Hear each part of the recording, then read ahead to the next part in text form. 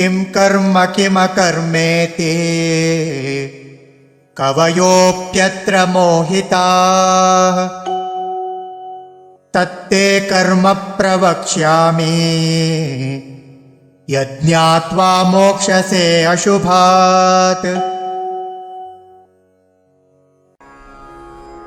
किं कर्म किम् अकर्म इति कवयः अपि अत्र मोहिताः तत् ते कर्म प्रवक्ष्यामि यत् ज्ञात्वा मोक्ष्यसे अशुभात्।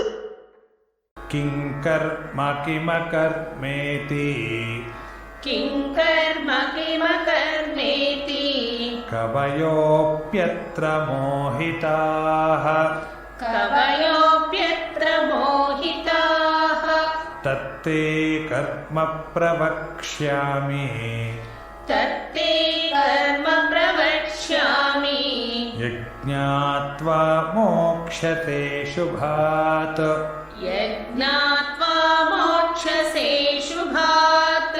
किं कर्म किमकर्मेति कवयोऽप्यत्र मोहिताः किं कर्म किमकर्मेति कवयोऽप्यत्र मोहिताः तत्ते कर्म प्रवक्ष्यामि यज्ञात्वा मोक्षते शुभात् तत्ते कर्म प्रवक्ष्यामि यज्ञात्वा मोक्षसे शुभात्।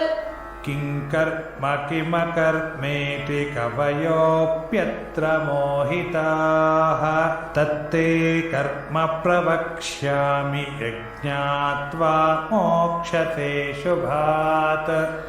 किं कर्म किमकर्मेति कवयोऽप्यत्र